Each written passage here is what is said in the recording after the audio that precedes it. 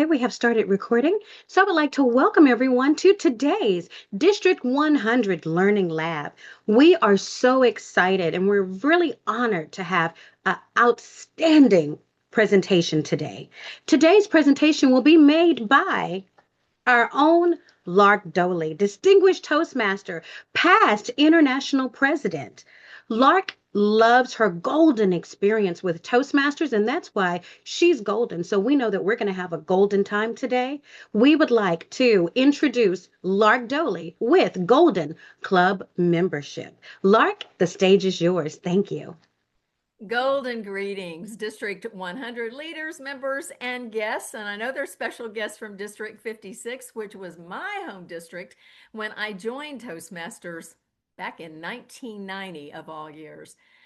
I have had the privilege to experience what I consider to be Golden Club membership. And the reason that my favorite color is gold and that my favorite word is gold is because I believe that Toastmasters offers priceless benefits to anyone who joins our organization. We empower individuals to gain the confidence that they need to become effective communicators and leaders. And to me, those are golden.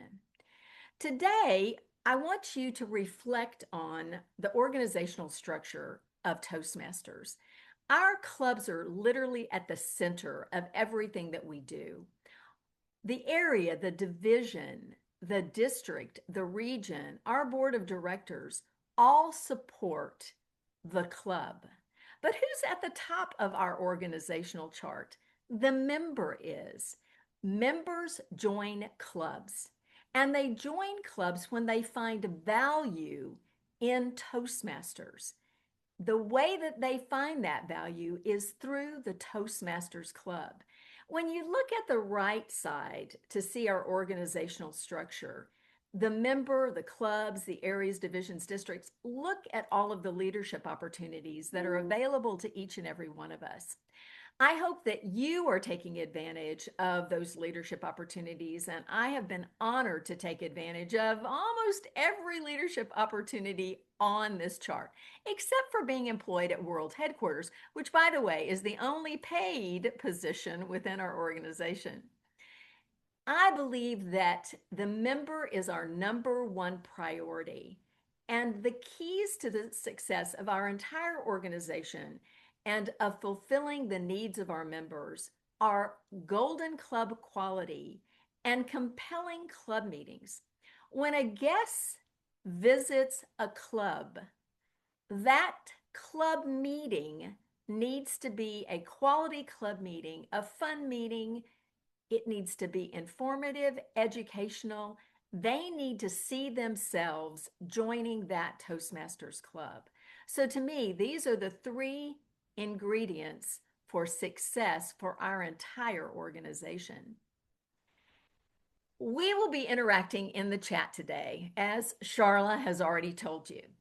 So unless you are driving, I hope that you will participate in the interactive Zoom chat today. I have many questions to ask you throughout this presentation. My goal today is to make you think. My other goal is to either reinforce an idea that you've had that perhaps you have not acted upon, or to give you a new idea that after this session you will decide to act upon. I will be asking you some questions to respond with answers in the chat, and other questions I just want you to answer in your mind, to reflect upon those questions.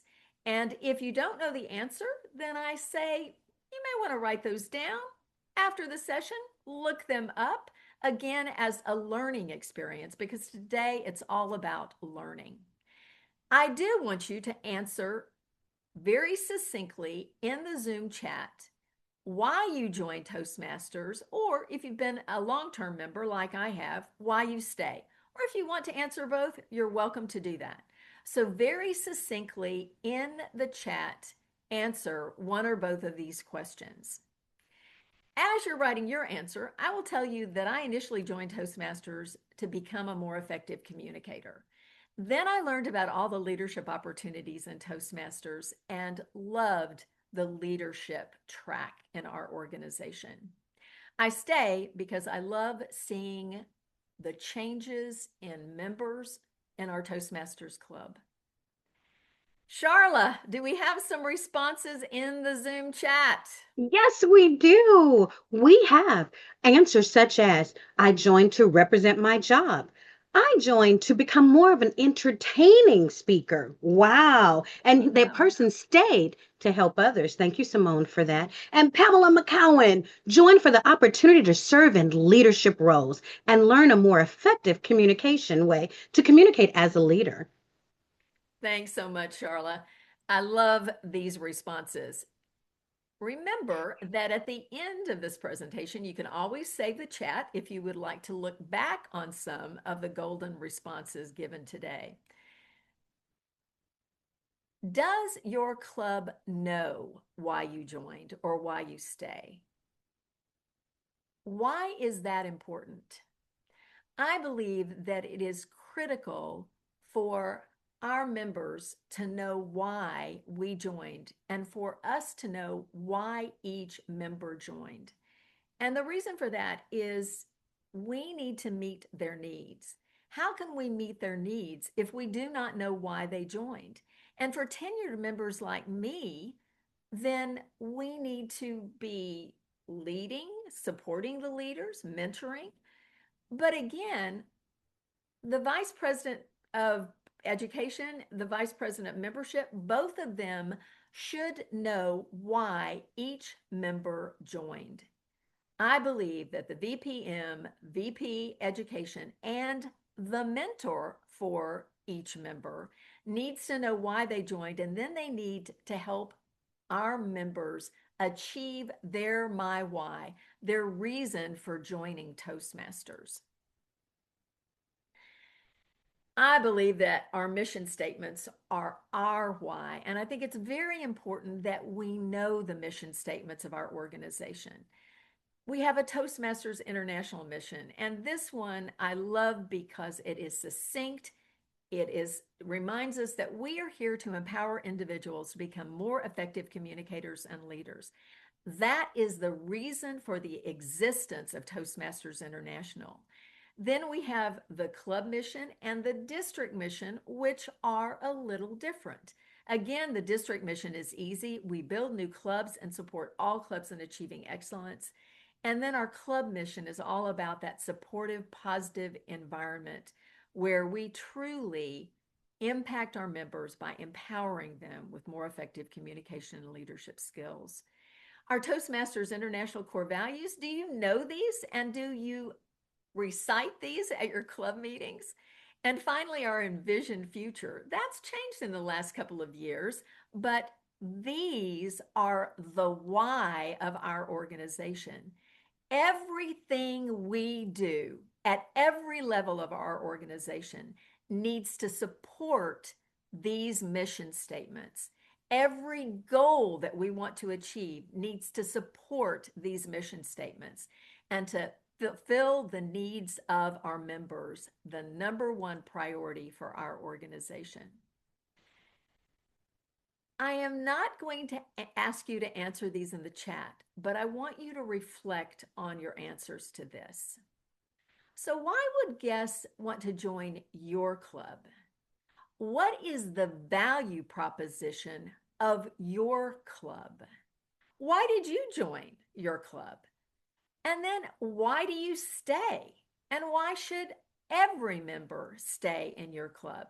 Many of you may be members of multiple clubs. I certainly am. I'm a member of 3 clubs. And I stay because I continue to learn and grow, and I stay to support all 3 of those clubs. Every one of the clubs I am a member of are unique in their own way and have their own value proposition. One of my clubs, I think the value proposition is fun. We have fun learning, but every meeting is fun.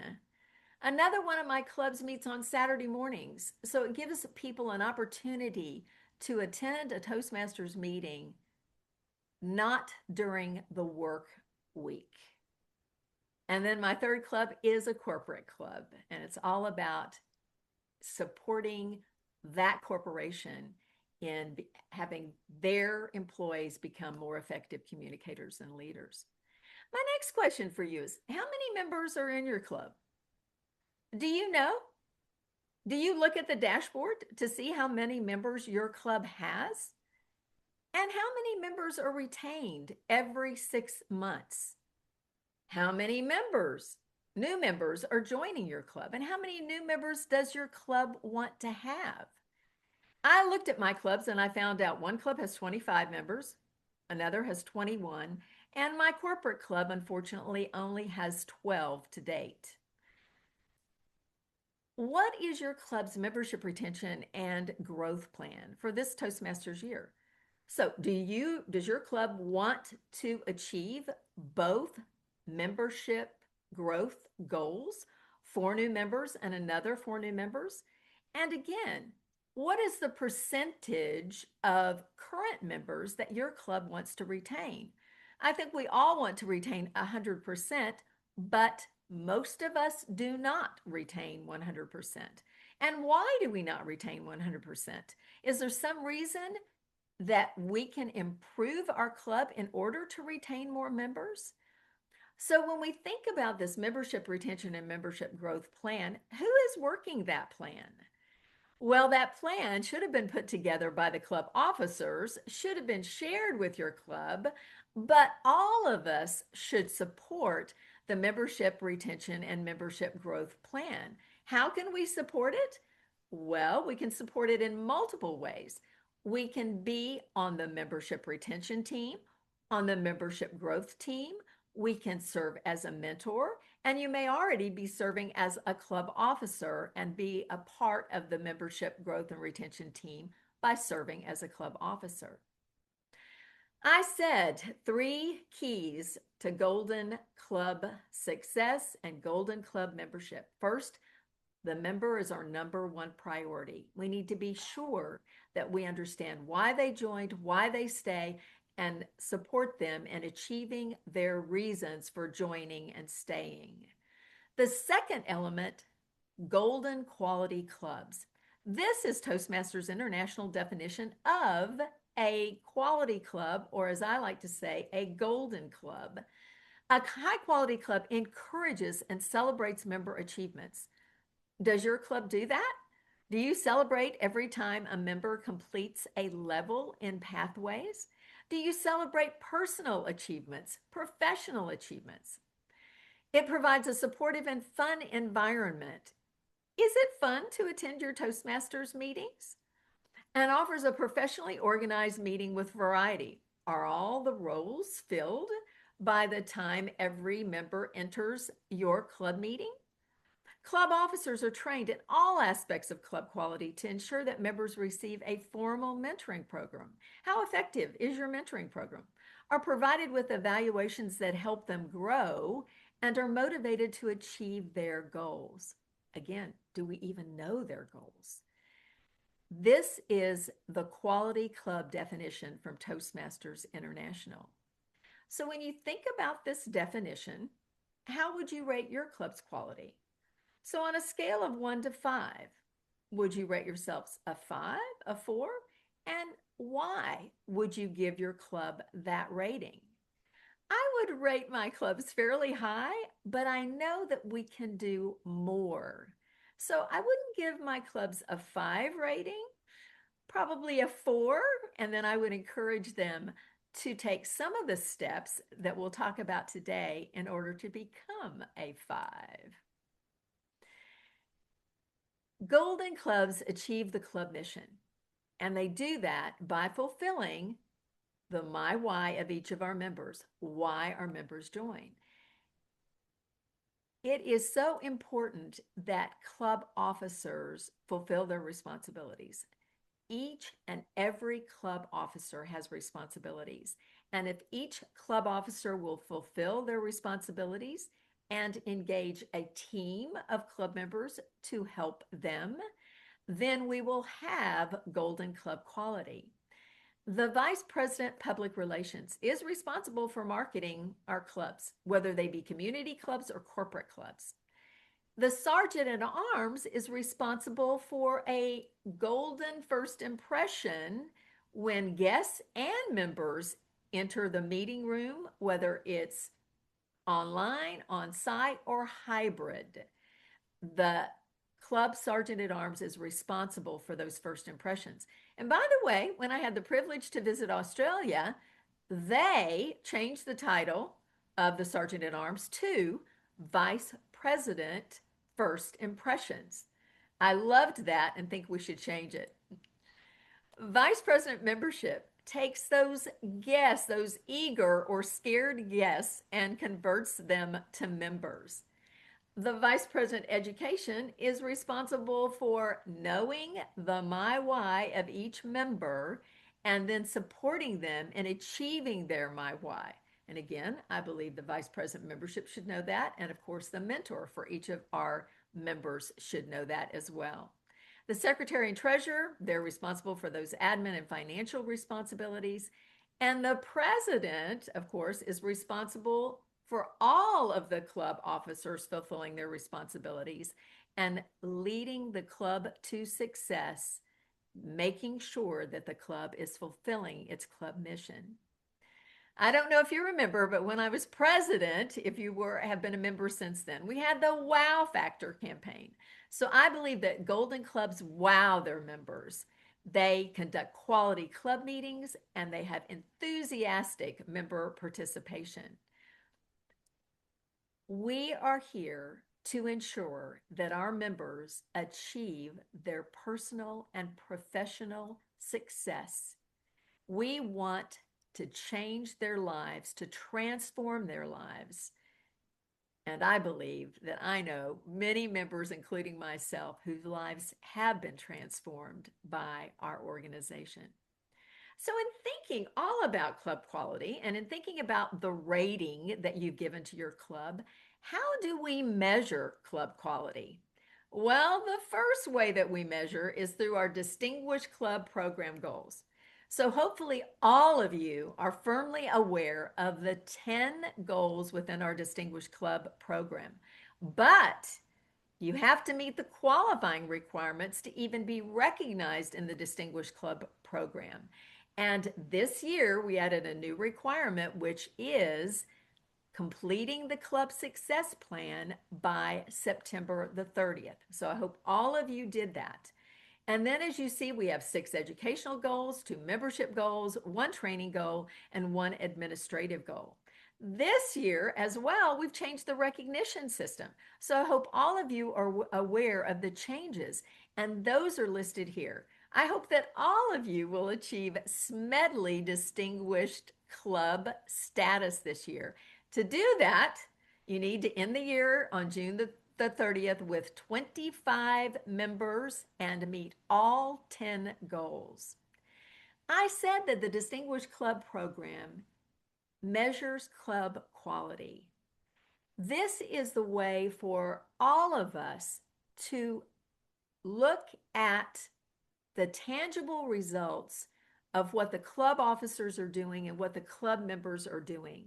By looking at the achievement within the Distinguished Club program, we can measure whether or not that club is achieving success through the goals here. Now, why are we achieving these goals? It's not about the goal, it's about the club mission and fulfilling the needs of our members.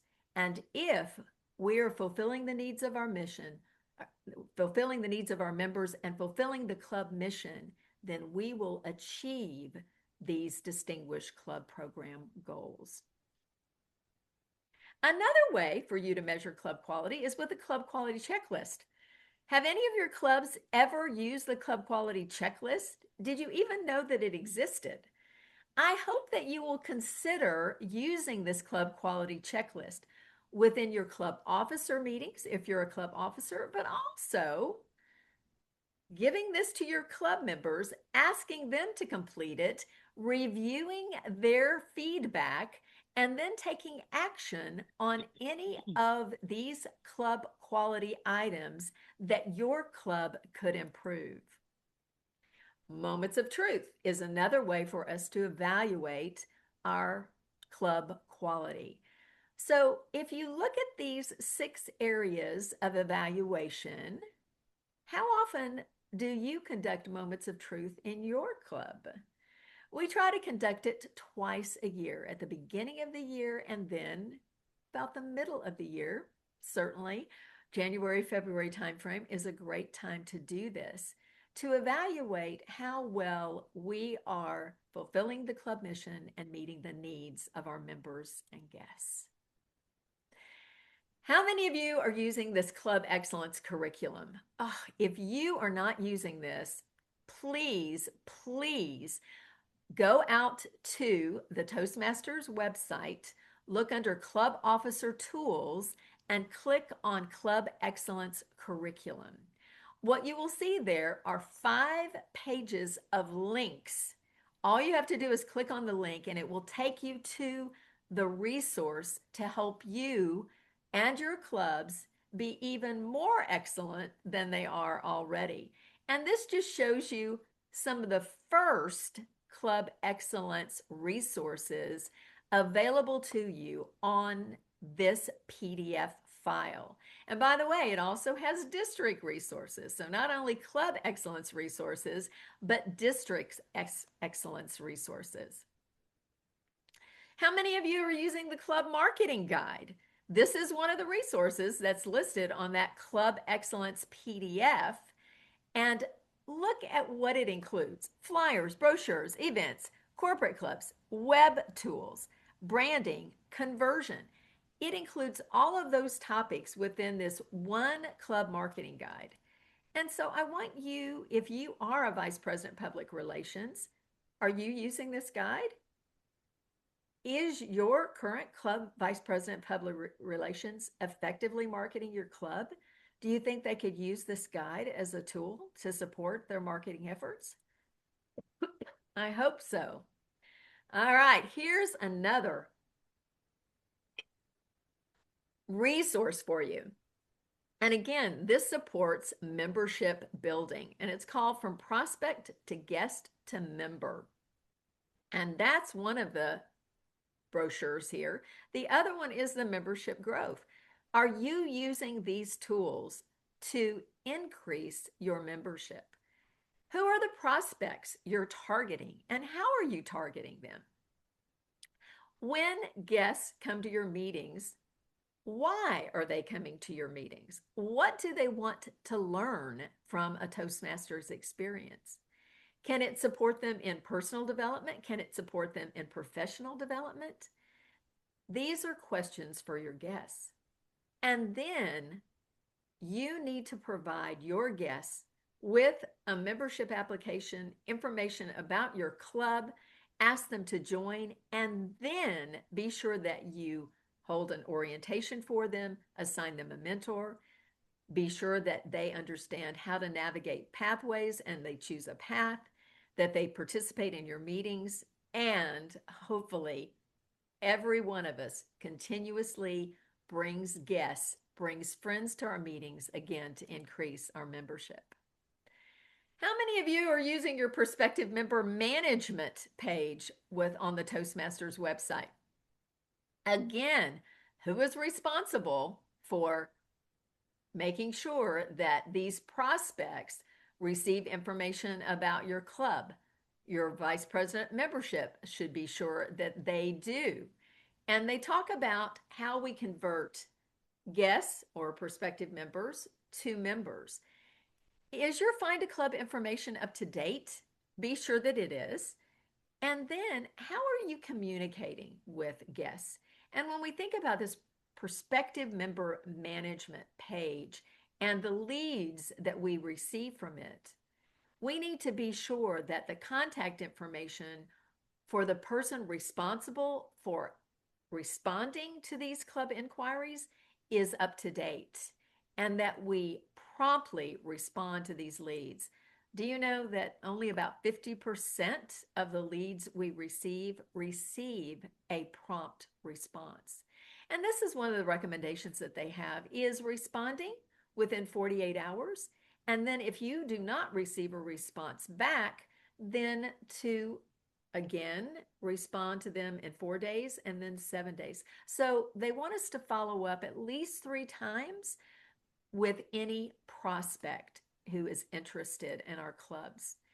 And of course, after they actually attend a club meeting, we need to follow up with them and ask them to join. You should ask them to join at the club meeting, depending on your philosophy for new members. How many of you have received this notice this week?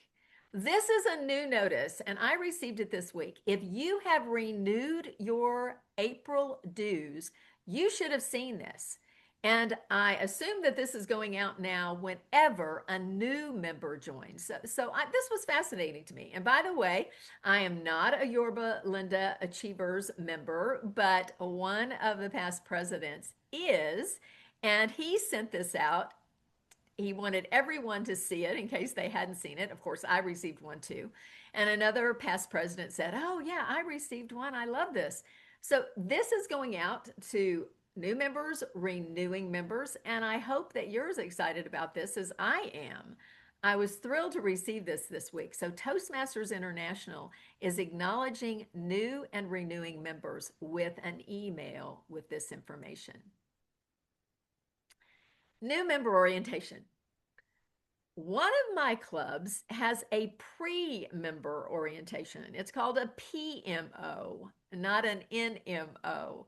And by the way, in that club, no guest is allowed to join until they have attended a PMO. This is the first Toastmasters club I ever joined in Toastmasters, and I had to drop my membership when I was working out of town. I wanted to renew my membership later, and when I asked to renew my membership, I was told very firmly that I would not be allowed to renew my membership unless I attended a pre-member orientation. And when I attended it, they also informed me very firmly that unless I was going to be an active member in the club, they were not going to renew my membership. So I don't know whether your club has a pre-member orientation, but if you do, you may use some of the same topics that other clubs use in their new member orientation. So we always talk about the Toastmasters organizational structure, the Toastmaster promise, which I believe is key for every new member to know and for all of us to remember. The core values of our organization, who the club officers are, pathways, educational program, and how that is how we want to support them in achieving their My Why. The recognition system, their goals and learning needs assessed, and then obviously we want them to pick their path in pathways. Did you realize that accessibility, if you've got members who have accessibility needs, that those need to be addressed? Meeting roles, their icebreaker date set, mentor assignment. We want to immediately involve them in club activities and then a formal induction. So this is a list of new member orientation topics.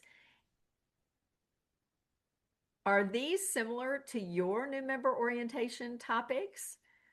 Are there any other topics that you might use in your new member orientation? So I tell you what, Charlotte, let's ask them, are there any other topics that you would include in a new member orientation?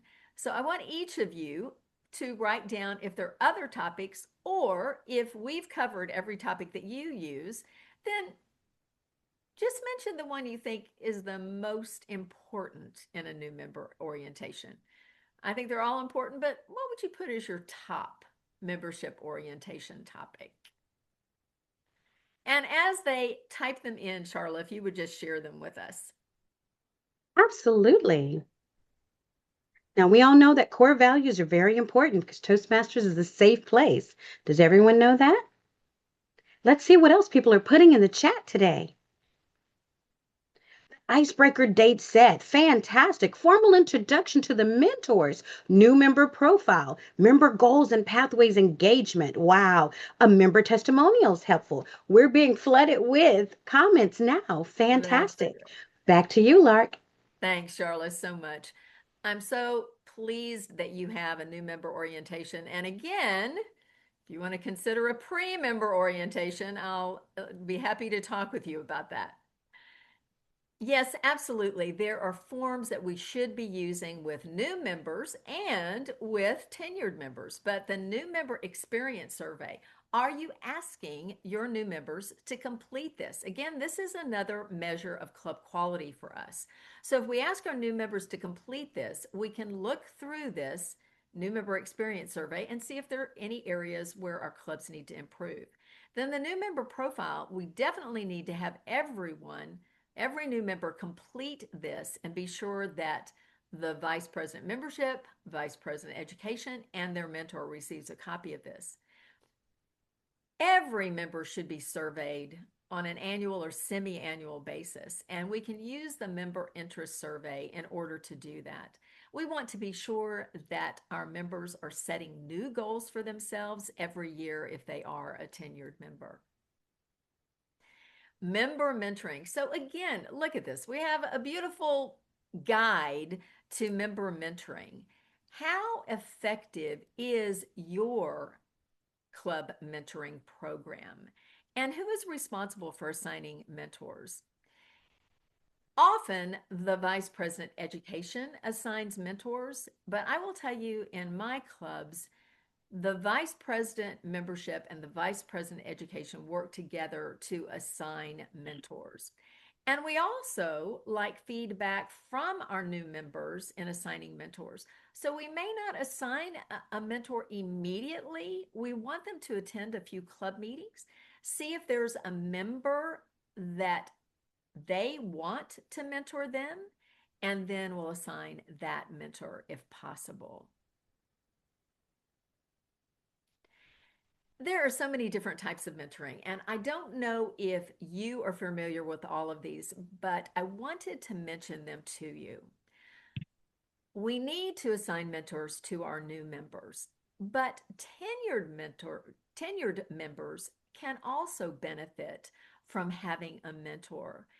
So think about that. Do you have any tenured members who are not active in your club? Are they not active because they are hesitant, still hesitant about pathways? Or are they not active because they've not been asked to help support the club? Are they achieving pathways goals? Or are they just supporting other members and achieving their goals? Tenured mentor, tenured members, this is a tongue twister. Tenured members can benefit from having a mentor as well. I hope you will consider that if you haven't previously. If your club is small, maybe you're concerned about having a member to member mentor. If you are, then I encourage you to have a club to member mentoring program. In one of my clubs, we hold a member mentoring session every month. And that is for new members or tenured members.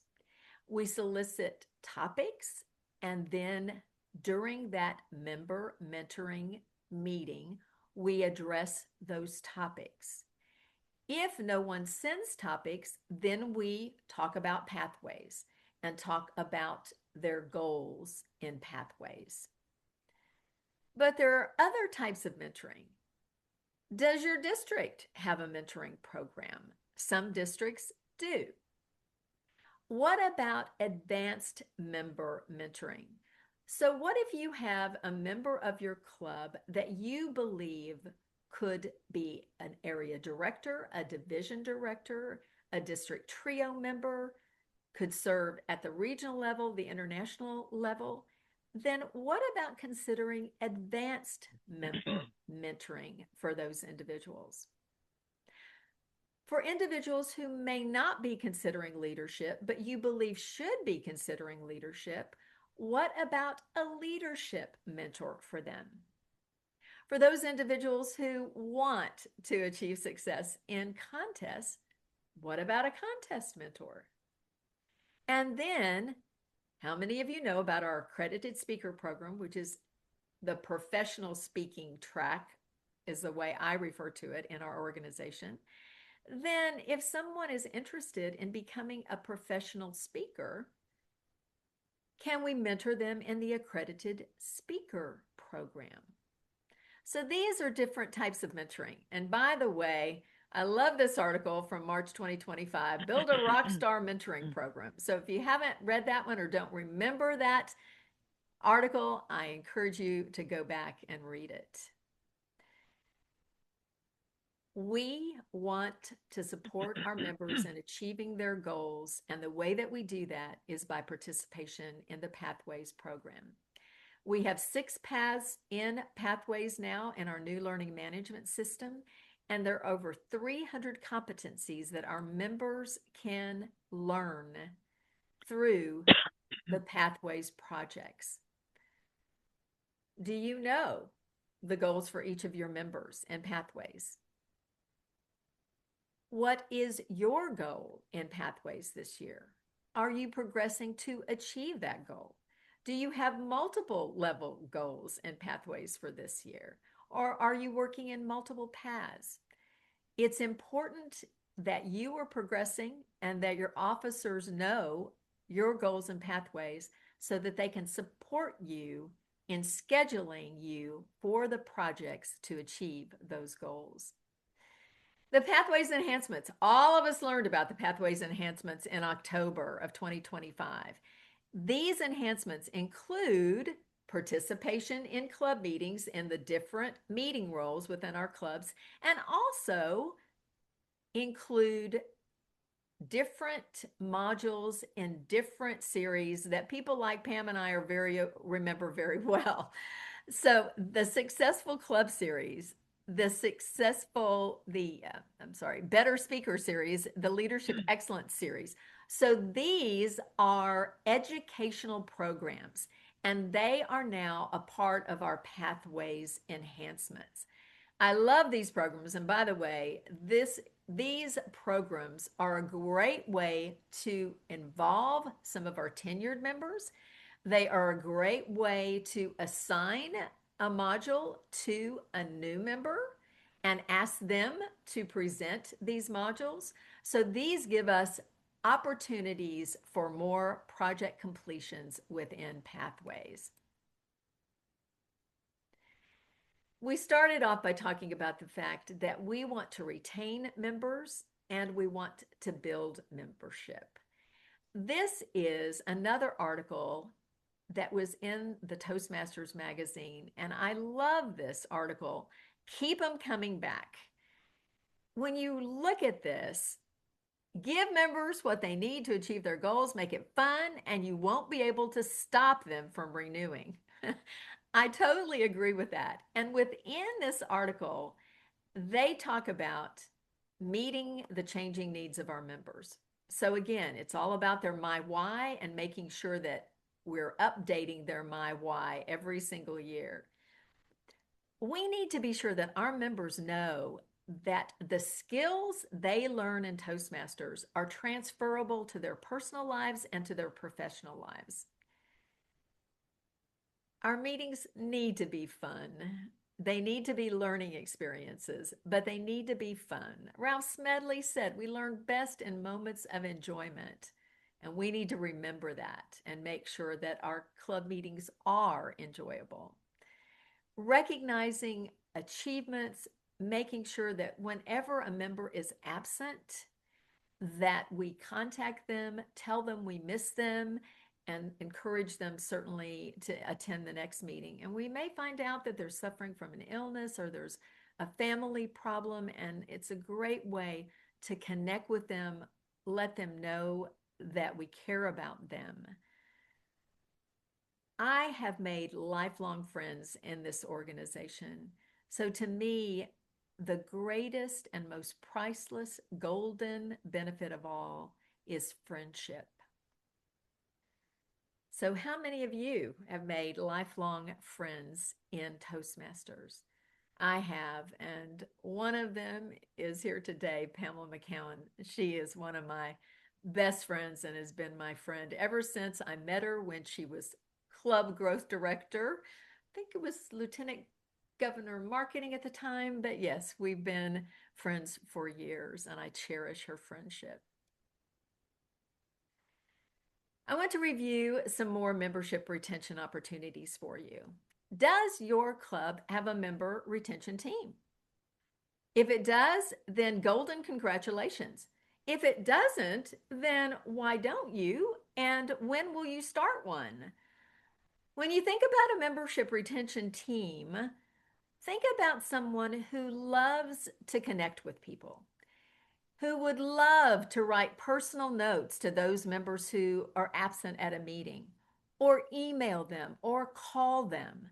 Those members would be excellent to be on a member retention team. Remember to use those forms that we talked about. Assign mentors to every member who wants one, as I talked about. And be sure that every single year we're requesting those personal goals that we translate into pathways goals so that we can support our members in achieving their reason for being a member. I've already talked about the semi-annual member interest surveys. Profiling new and tenured members monthly in your club newsletter. Are you doing that? I've got one club who is doing that every single month. Have you published some testimonials? I like to call them testimonials instead of testimonials. Podcast endorsements. Are you doing that? Are those included on your club's webpage? Do you have a club website? Are you recognizing members' achievements? And this one I hope you will do if you haven't done this, and do this at least on a semi-annual basis, and that's host a Toastmasters and You as your meeting theme and request speeches from your members about what Toastmasters has done for them, and then have table topics have the same theme. And finally, why don't you think about beginning your meetings with, hey, everyone, how has Toastmasters supported you this week? That was shared with me from an Australia club, and I think it is a golden idea. So every week or every other week or at least once a month, just ask at the beginning of your meetings, how has Toastmasters supported you this week? Spend 30 seconds telling us what Toastmasters has done for you this week. Now we talk about membership building opportunities. So, do you have a membership growth team? And if not, why not? Again, who are those extroverts in your club who would make great members of a membership growth team? Have you followed up with past members, last year's members, the members from the year before that?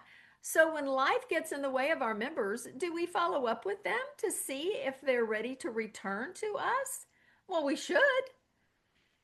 Toastmasters has membership building contests throughout the year, and are you leveraging those to encourage your club members to bring guests and for your VP public relations to do more marketing at those times of year? Are you conducting open houses? Open houses are so much fun.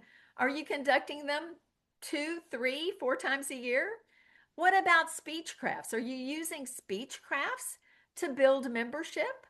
Are you participating in youth leadership programs, and are you encouraging their parents to come to a Toastmasters club meeting and join your club? Are you doing joint meetings? Are you inviting guest speakers? Are you supporting community activities where you can promote Toastmasters?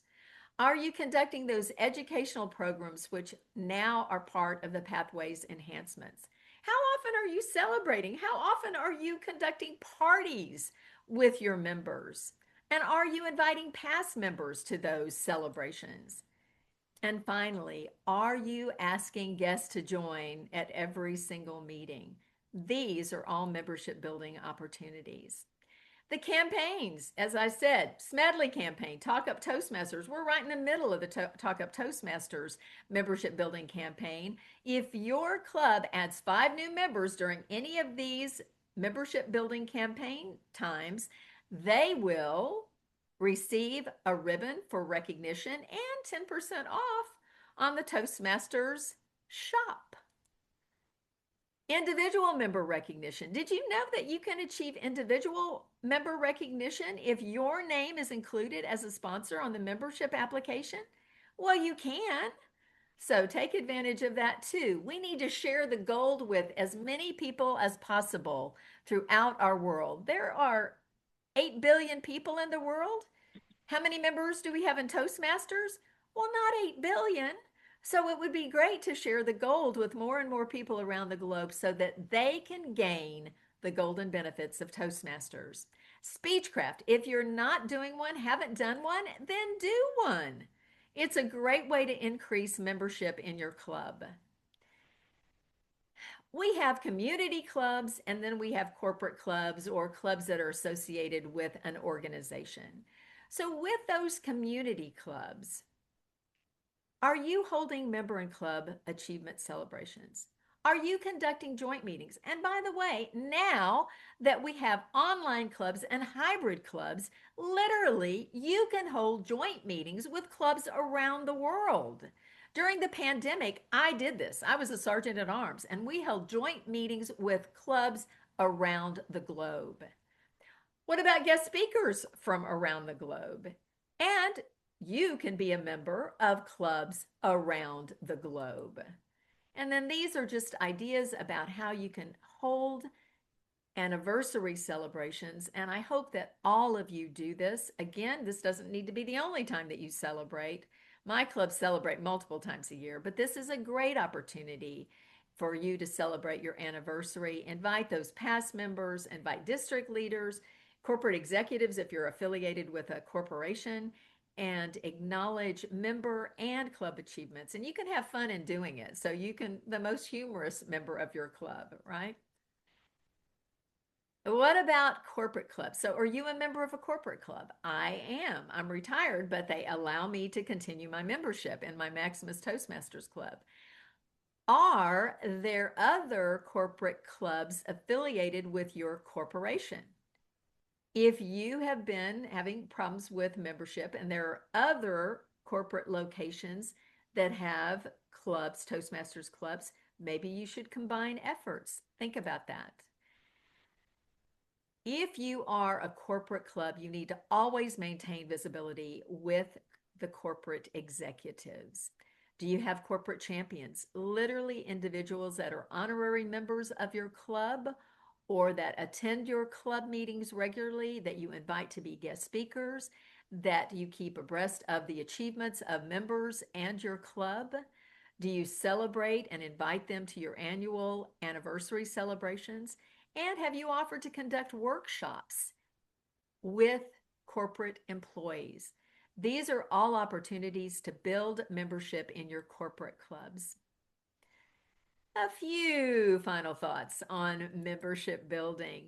I hope that some of the ideas that we've discussed today resonate with you and that you will use them. Learn all that you can from the Toastmasters experience and then share that value with non-members and members alike. So for those individuals you want to invite, please share this with them. Then it is so important that we ask our guests why they visited us, how they found us, and what they want to gain from Toastmasters. Connect their My Why with pathways. And then we have to ask them to join in order to increase our membership. The third element of key success to our organization is compelling club meetings. So we have online, on-site, and hybrid club meetings, and I actually belong to a club with each of these formats. We need to be sure that our club meetings are compelling, that they are enjoyable, educational, in order to retain and build membership. I hope you're either using Free Toast Hosts or Easy Speak in order to manage your club meetings. These are the golden benefits of Toastmasters membership. And if we market these, then our club will achieve golden club membership. It has been my golden honor to be with you today. I am so grateful for the invitation from District 100 to be with you. And thanks to my golden chat master, Charla Ozen. Charla, back to you. Thank you so much, past international president Lark Doley. Woohoo!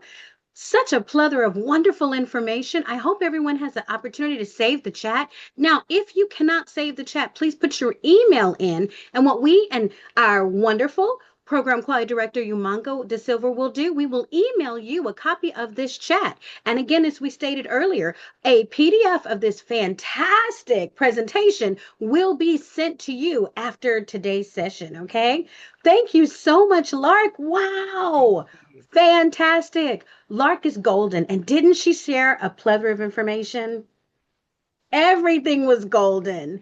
So thank you, Lark. It was a pleasure speaking with you. Does anyone have any last questions for Lark? We still have 5 minutes before our next session because we're here for you. Do you have questions? I think we know who has the answer. Lark. Well, if I don't, there are people here who do. I know That's that. so true. Pamela's on the call too. Does anyone have any last questions? I know we see a lot of thank yous and email addresses in here, Thank so you we'll send all. that out. And I do see chats. Thanks for the golden nuggets. Awesome. Okay, Well, and with that, yeah, Lark, I any know final you have comments? other sessions, so I just want to thank all of you for attending today, participating, and I wish you all Golden Club success and Golden Club membership. Thank you, Charlotte. Thank you so much, Lark. And on behalf of our wonderful leaders in District 100, thank you for sharing your wisdom and helping us all learn and grow together. Thank you, Pastor National President Lark Doley. You all. So, everyone, we do have a few minutes. We want to start on time because we value your time. And even though this morning we gave you a few minutes, we're still ending on time. So, with that, if you want to take like 2 minutes to quickly get something to drink or get a beverage or be prepared for our next presentation, our wonderful speaker is already here. So, please take a 2 minute break and we'll be right back. We're going to start right on time in 4 minutes. Thank you so much. And I see Tracy Baker joined us too. Thank you, everyone that's joined. If you want to take 2 minutes, we'll be right back. And while we're taking that 2 minutes, Abhijeet, did you want to test your volume and test your presentation? Yes. Can you hear me well? Absolutely perfect. Yes, and we can see you. And Fantastic. let me see if you can see my presentation. And Yes, can you spotlight me? Can you make me co-host? Yeah. I definitely can. Yeah, perfect. Let's make Because you a co-host I'll just first. use my background. Okay. Now I've made you a co-host. Do you see that? Perfect. Perfect. Yes. Okay. And let's just check the spotlight. Yes, let's check the spotlight. Yeah. Sounds good. You can Okay, see and me you're well? spotlighted. I can see you. How to gain and keep visibility at work. Yes. Fantastic. Okay, we're giving everyone just a 1 more minute. Well, I'm sorry, we're going to start right at the top of the hour, so we do have 3 minutes. We asked everyone to be back at 2 in 2 minutes so we can start on time. Thank you so much. We'll be right back. Abhishek Joshi is a senior technology leader, speaker, and mentor with nearly 2 decades of experience working at the intersection of engineering, leadership, and communication. He is a senior technology project manager at Envita and has led large cross-functional programs across hardware, software, and AI platforms. The longtime Toastmaster and district level leader, Abhijit has delivered hundreds of speeches and workshops globally, helping professionals grow confidence, visibility, and leadership presence. He is passionate about helping people doing meaningful work and ensuring that work is seen, valued, and trusted. Great work alone doesn't guarantee visibility. Many talented people deliver consistently, yet when opportunities arrive, their names aren't top of the mind. Visibility isn't about being loud or political. It's about clarity. Clarity in how others see you, how you contribute, and how you communicate. In this workshop, we'll focus on three things that directly shape visibility at work: how you present yourself, and how you show up as an effective team player, and how you give feedback. These everyday moments quietly build or erode trust, credibility, and influence. The goal isn't to change who you are, but to make your value clear, visible, and sustainable. Distinguished Toastmaster Abhijeet Joshi, District 101 past District Director, how to gain and keep visibility at work. The stage is yours. Thank you, Charlotte. It was 2013. I always wanted to be a program manager. That was my big dream. So as to apply to companies. I remember I had an interview with Apple for the engineering program manager. I was very excited. I studied a lot. I had my first telephone interview. I thought, this is my time. But after that interview, I never heard back from them again. I thought, this is my destiny. I'm going to stay as an engineer for the rest of my life. I was working for a startup, but then there came an opportunity for me to work at NVIDIA. At that moment, NVIDIA was going through a small recall on one of their products.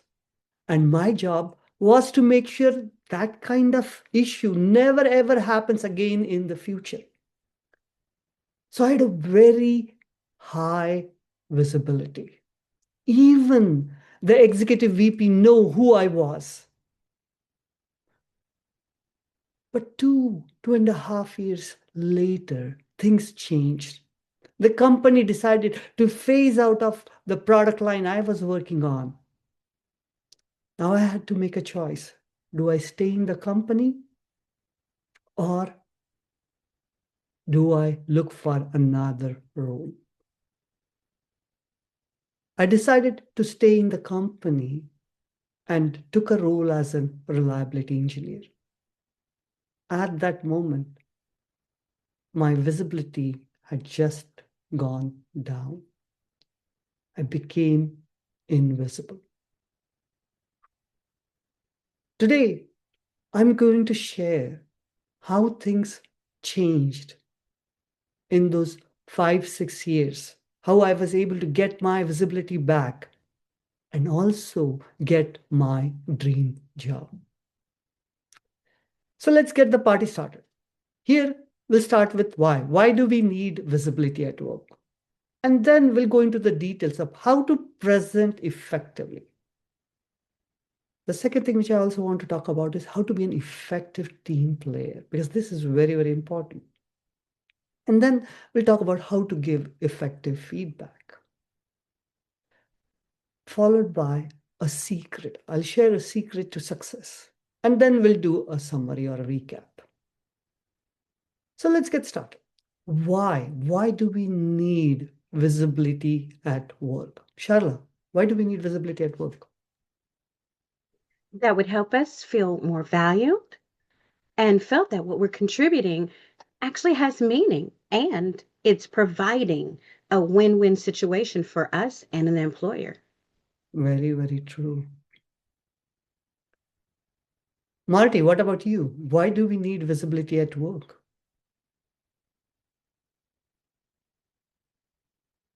So visibility is bidirectional. When you are seen, that means it's possible for what you are talking about also to be seen. When people look at you, they look at what you stand for, and that's to your advantage. Even if you are sharing something with them that's not perfect, it offers the opportunity for you to make yourself available for refinement, and that refinement brings opportunities in abundance. you said one important thing, when we are seen. So understanding why we need to have visibility at work is very, very important, because once you know the why, then you can start working towards that. My why was, I want people to know what I am good at so that I can get those opportunities. So that's my why. So once we understand what our why is, we can go to the next step. How to present ourselves effectively. Before I get started, I want to ask you one more question. How much time does it take for people to make our first impressions? How much time does it take for people to make our first impressions? Anyone? Patty? Elias says 15 seconds. Patty, what about you? Yeah, it's immediate. It's immediate. That's it. Very, very true. Sharla, you had something in my mind? I was going to say the wonderful things people are saying in the chat. William said 5 seconds. Very, very true. It's very immediate. If I tell you the exact time, it is 7 seconds. People make our impressions in 7 seconds. But after that, we can change those impressions, or we can reinforce those impressions. That's on us. And how do we do that? Let's find out. The first step is active listening. I remember one time my friend was telling me about a project. I was following him, but then I had a question. So I started thinking about the question. I was thinking about how I'm going to phrase it. But my friend was still speaking. And when he stopped, I had missed what he had said in this time interval. I was listening, but I was listening to respond. Another situation. My boss called me and my colleague, Mark, to the conference room. And in that conference room, he started explaining me one of the critical projects which was going to come our way. As he was explaining me, I was listening very attentively. I was like taking notes and everything. There are certain things I didn't understand, but I kept quiet. So after we ended the talk, I was quiet, but Mark on the other side asked him a lot of questions. He asked so many clarifying questions. Few weeks later, Mark got that project. I didn't get that project. What I learned from that experience is Mark was listening to understand. I was listening, but I was not listening to understand. So from what I learned from Mark is when I'm listening now, when the speaker stops, I ask them questions of things I haven't understood. So remember, we have to actively listen to understand and not actively listen to respond or keep quiet. So once we understand what active listening is all about, then we go to the next step. That is critical thinking. Because sometimes so much stuff is thrown at us. Not everything is important. We need to understand what things are important. Like, for example, when we are doing an evaluation, the speaker gives so much of data in that 5 to 7 minutes. And if we start talking about each and everything, the 3 minutes, 3.5 minutes of the evaluation will not be enough. So critical thinking is very, very important. What is critical thinking? Understanding what is important. What are the priorities? Once we understand what our priorities are, then only we can go to the next step. And the next step is about organizing.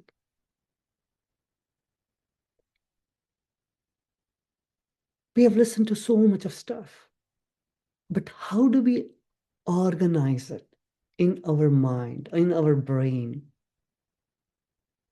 Because if we don't organize it and we share it with people, it will not going to be clear. So organizing is very, very important. And the way I learned about organizing is because of one of the Toastmasters club. What they did was they made sure that we give one speech every month. It was very tough to give one speech because you have to prepare after every 2-3 weeks. You have to start preparing that new speech. But when I started preparing those new speeches, it helped me to understand how should I structure things. Because it's all about the structure. Once you have the right structure, then it becomes easier to fill the details. And that's what I learned, the skill of structuring or organizing it precisely. But I always have to keep this in mind, not to ramble. Because if we ramble, we lose our audience. I remember I was having a conversation or a meeting with my counterparts in Europe. We had a meeting for nearly 90 minutes. But when I started writing my notes, I realized we were just going through the same thing again and again and again and again and again. So we need to organize in such a way that we are very clear, we are brief. And now comes the most important part, is the communication. Why? Why do we communicate? Anyone? Why do we communicate? Marty, Patty, Chala?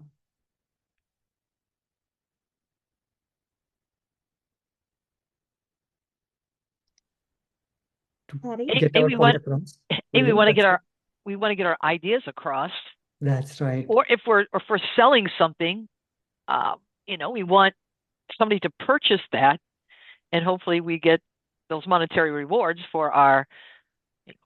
When I say I work to make sure I have money for my hobbies or my family, Yes. and so that's why I need to communicate.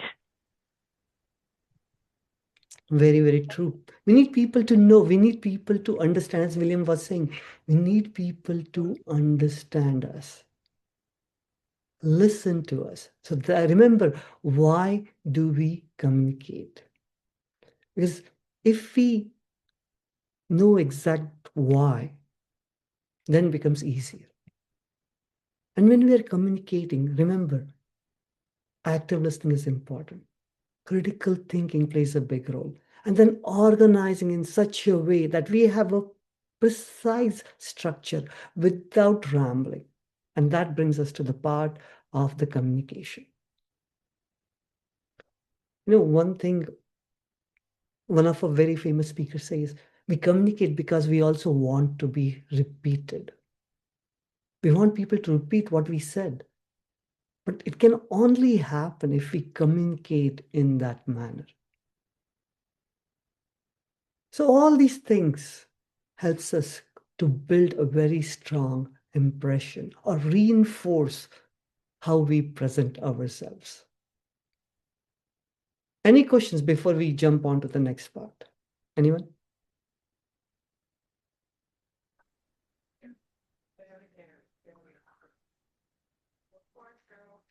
Let's talk about how to be an effective team player. It was September of 2022. I was getting ready for my one-on-one with my mentor, Pat Johnson. As I was sitting down at around 5 p.m. in the evening, Pat came online. We started chatting. And out of nowhere, Pat asks me this question. What are the 3 characteristics of an ideal team player? What are the 3 characteristics of an ideal team player? Anyone? Sharla, what comes to your mind? I think of, let's see, I'm looking to see if there is anything coming up in the chat. The first thing that comes to my mind with being on a team, I like to think about people that are, when I think of a team, I think of team players. I think of their Toastmasters core values. So I immediately think our wonderful Toastmasters core values immediately on team players. Mutual respect, support that's in the team, alignment with the mission of the team, loyalty. Wow, there's some great things put in by Patty, William, and then Harry has some in ET. Thank you so much, Harry. So as I was trying to answer Pat's question, those all things what you are saying, like service, advocacy, details, driven, all these things were coming to my mind. But at that moment, I blurted out, relationship building?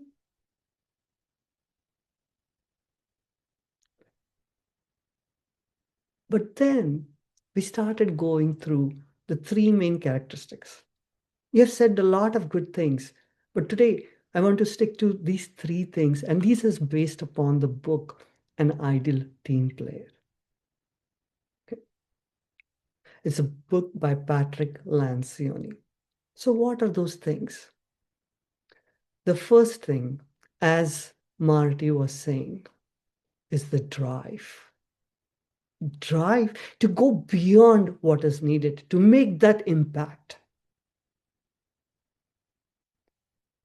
I'm going to share a story about my colleague Mark. Mark used to go to work every day.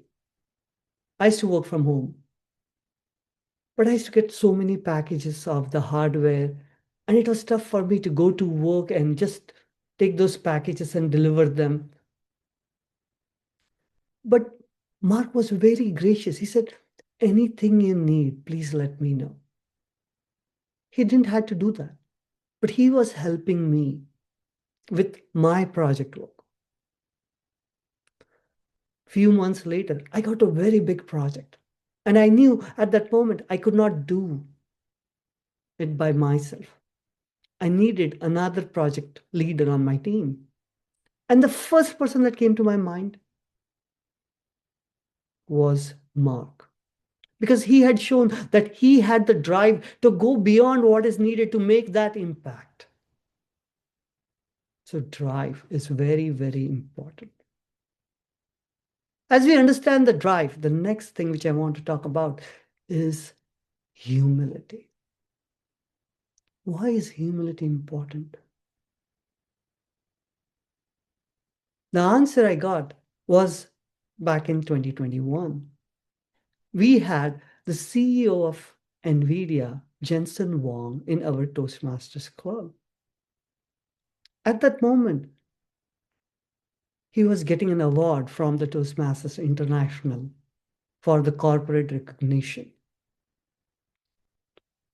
And as he was accepting the award, he said many good things which I still remember. But one thing I remember, which I will never ever forget, he was talking about empathy.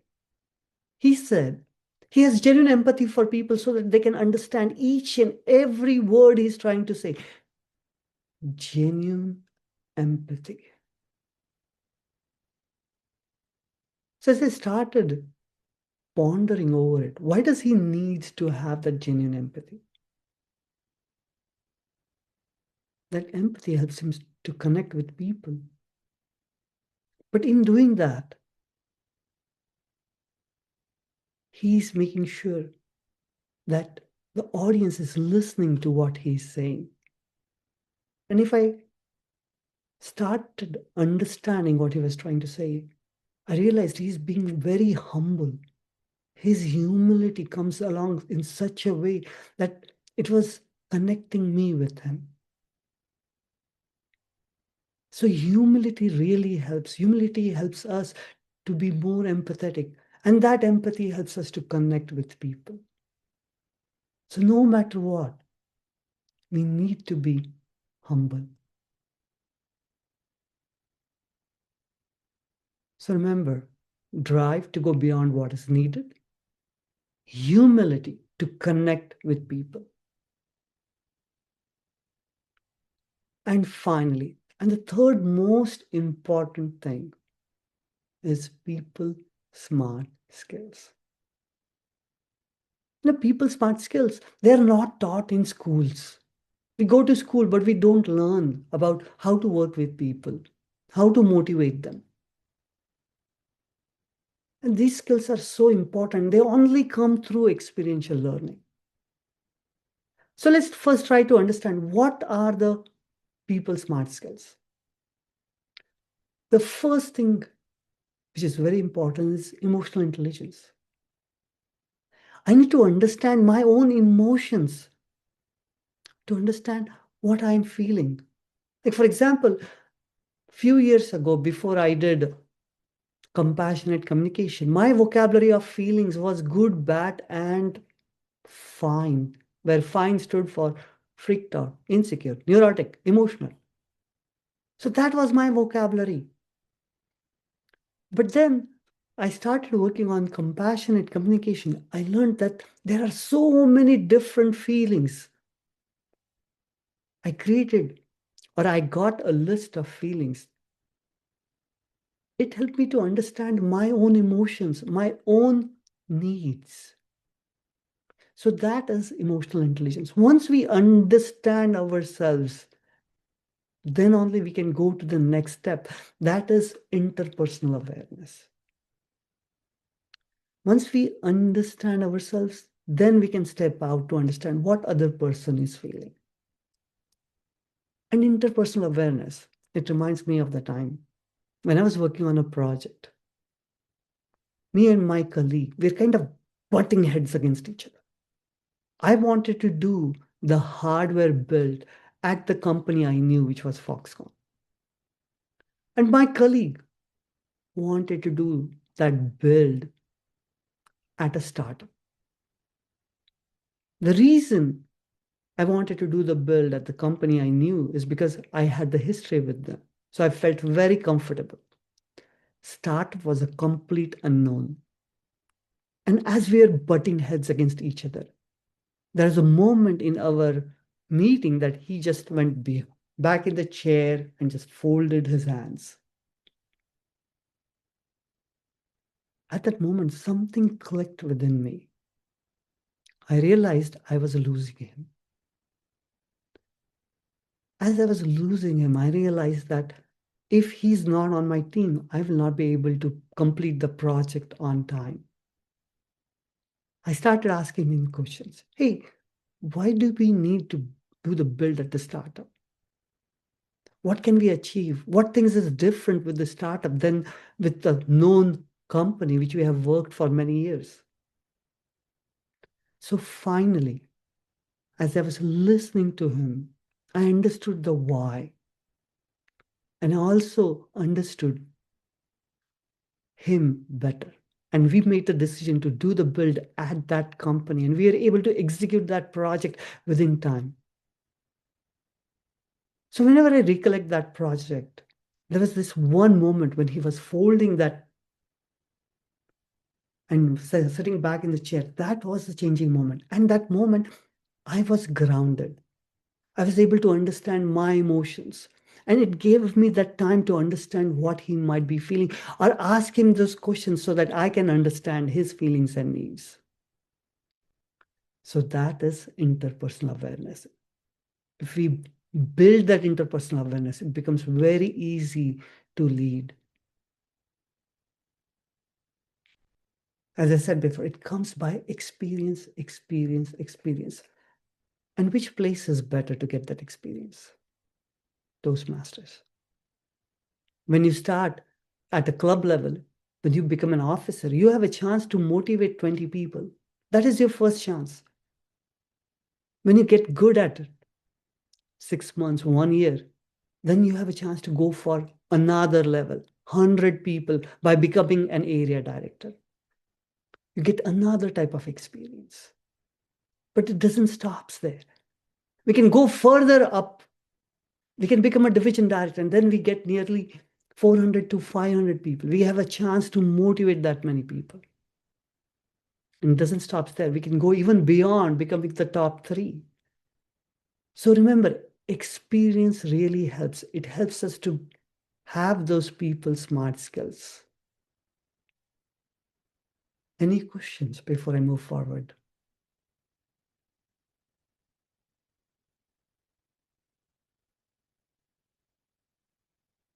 So now we'll talk about effective feedback. What is effective feedback? A few years ago, I came across this book. The book was written by Kim Scott. And Kim Scott wanted to call that book as Compassionate Candor. But then she realized compassionate candor doesn't make as impactful as radical candor. So she called that book as Radical Candor. And if we follow this principle of radical candor, it can help us to give better feedback to our team members at work. And it's the same principle we can apply in our evaluations also. So what is this radical candor or compassionate candor? It's just a simple compass. You have X and Y axis. On the Y axis, on the top side, you care personally about the person. On the bottom side, you don't care about the person. And then you have the X axis. On one side, you stay silent. And on the other side, you challenge them directly. So I want to share a situation with you. I was in a meeting with my boss, Manny. And in that meeting, Manny was trying to make a point. What was happening in that meeting is Manny was making his point, but he was repeating it again and again and again and again and again and again and again. It was like 5 times, 6 times, 7 times, 8 times, 9 times. It's like, oh my God, what a waste of my time. As soon as the meeting got done, my phone rang. It was Manny on the line. So I picked up the phone and Manny asked me, how did I do? In that moment, I wanted to tell him, you're wasting our time. But I kept quiet and I told him, no, you did well. Now, when you look at that situation, which quadrant I am in, which quadrant I was in when I was giving feedback to Manny? Anyone?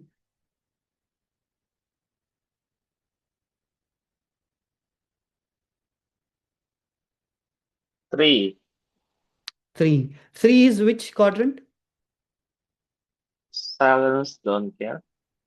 Silence and don't care. So you're saying I was in this quadrant. Anyone else?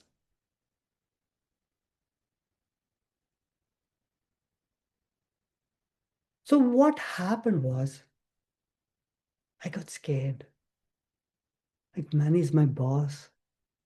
How can I tell him? You know? So what I was practicing was ruinous empathy. I was in this quadrant, ruinous empathy. This is the second worst quadrant to be in. The bottom quadrant is manipulative insincerity. I don't see this very much in Toastmasters. But this quadrant is very much prevalent. I remember I was doing an evaluation for a speaker who had just won the area contest.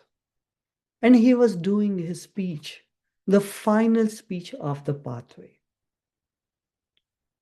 I realized he was not prepared. He had many unwanted pauses. And not only that, he did not meet the timing requirement for the speech. When I gave the evaluation, I never said those 3 things. And that is ruinous empathy, which is the second worst quadrant to be in because you are not adding any value to the speaker or to your colleague. So please don't be in this quadrant. Another quadrant. obnoxious aggression. I remember I went to a Christmas party back in 2018. And during that Christmas party, there was a new manager who came in our team. And somehow I felt that if I ever work under this manager, I'm going to change my role. And behold, in February of 2021, he became my manager. And in 3 months, I had my yearly review. And in that yearly review, he said, I haven't done anything for the last 1 year. I haven't done anything for the last 1 year, though he was my boss for just 3 months. I became very defensive about that feedback. So remember, if you give feedback to someone in a very aggressive manner, they become defensive and there is no change at all. Or maybe very little change here. But now, when you go to this quadrant, compassionate candor. Like, for example, when Manny called me, and if I was giving a feedback to him in this compassionate quadrant, I would have said to him, Manny, I heard that you were making your point. I realized that that point was very, very valuable. I also heard that you repeated the same thing nearly 7, 8, 9 times. To be more impactful, if you had just done 3 times, it would have carried more weight. So that would have been my compassionate candor feedback to Manny. That would have made the difference. So remember, if we give people feedback in this quadrant, we can change their lives. I've made many friends in Toastmasters at workplace because of this. The only way to get better in practicing this is doing evaluations after evaluations after evaluations. Once you do 50, 100, 150, 200, you become really good at that.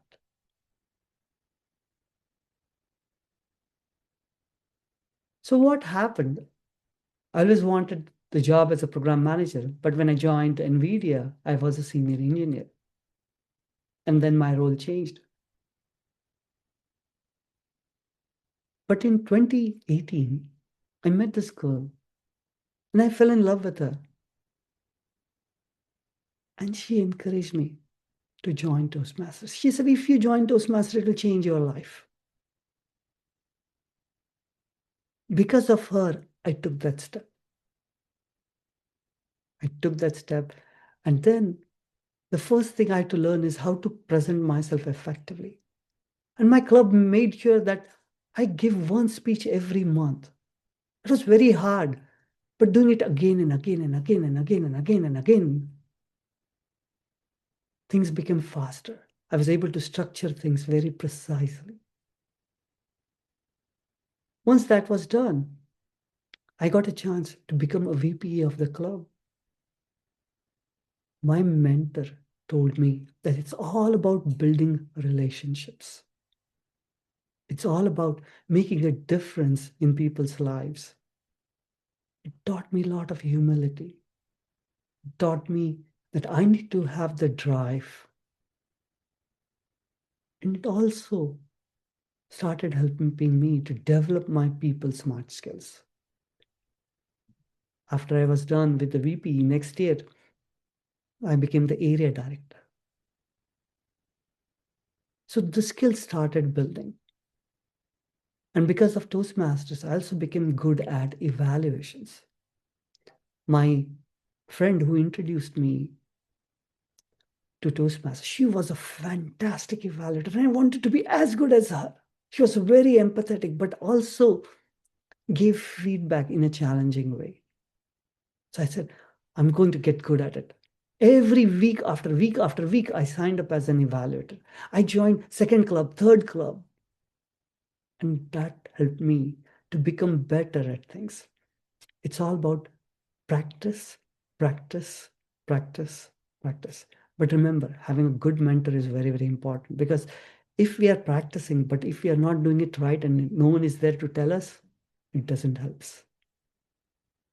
And because of that, in 2021, when my boss said, "You haven't done anything for last 1 year," I realized it was time for me to find another role. And at that moment, there was an open role of program manager. I applied for it. And this time, the interview was a breeze, because I was able to articulate those answers. I was able to structure them precisely. I was able to show the drive which I have had, and also the relationships I had built. They asked for my feedback, and I was able to give them the feedback in a precise manner. And that helped me to land my dream job as a program manager. And only happened because of the skills I developed. And that safe space was Toastmasters for me. So let's do a recap. Understand your why. Why do you want to gain visibility at work? Once you understand the why, then you can start working towards developing your skills about how to present yourself effectively, becoming an ideal team player. Because once you become an ideal team player, that's the first skill. Then you learn how to build your team, and then you learn how to lead the team. So this first step is very, very important. Once you get good at it, you can also develop your people smart skills. And this comes through experiential learning. Find different ways of building that skill. Toastmasters is the best place. Become an officer. Once you get good at it, then only go for an area director. Once you get good at it, then go for a division director. And finally, it's all about practice, practice, practice. That can help you be very visible at work and get the role you always wanted. Any questions?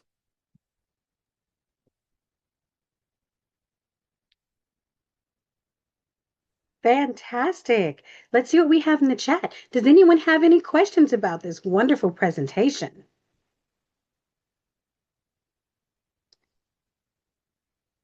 Let's see, we see a lot of thank yous. Does everyone feel like they have some skills so that they can be seen and more visible at work? And again, James is putting very good information. Patty said, thank you very much. Abhijeet, wonderful presentation. Thank you, Sharon. Now, will we be able to get a copy of or a PDF of this presentation to put in the Yes, I'll chat give for it to everyone? you. Yes, I can now. Let me put it in the chat.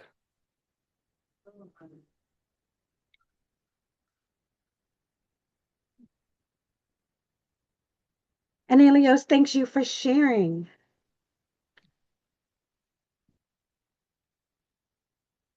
Anytime, Elias. And Lena's on.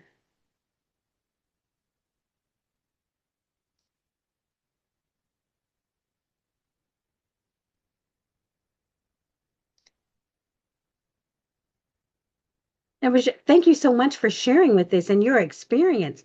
And thank you so much that you've shared your work experience on how you were able to advance. And not just in work level, even in Toastmasters on the district level. Patty, I see you've come on camera. Do you have any comments you would like to share? No, I really Thank you so enjoyed it. much. So I really appreciate you letting me come in. I've enjoyed coming into District 100's sessions or your learning labs on your Saturdays and Sundays. I think they're just outstanding. So thank you. We'll definitely make sure and let our wonderful program quality director, Manga Silver, let her know of that. Thank you so much for sharing. Well, she's also a member of District 8. So I told her I was really jealous that she didn't stay in our district to be the PQD and went to District 100. But I love her anyway. Yeah, that's the beauty about Toastmasters. We share. Yes. There you go. Yes, and I see Lena's here. Hello, Lena. Thank you. And Hello. Abhijeet, thank you so much for sharing today. Your presentation and this recording will be posted on our website. And again, you've helped enable us to learn, grow, and be better, visible at work and also on our personal level too. So thank you again. Round of applause. Thank you. Okay, and now with that, unless anyone has any other questions, and thanks everyone for putting your information in the chat. We're going to, did I copy everything? Yes. For those of you that wanted information copied in the chat, we will send you an email with that. Thank you so much for putting your email addresses in there. You will also get a copy of Lark's presentation. We will also download Abhijeet's presentation to include that for you also. Yay! Sharing information, helping us all learn, grow, and be better. That's something Toastmasters does. Now, with that, Lena, I'm going to make you the host. Okay. Thank you, Abhijeet. Appreciate your Thank you. time. Thank you. Thank you.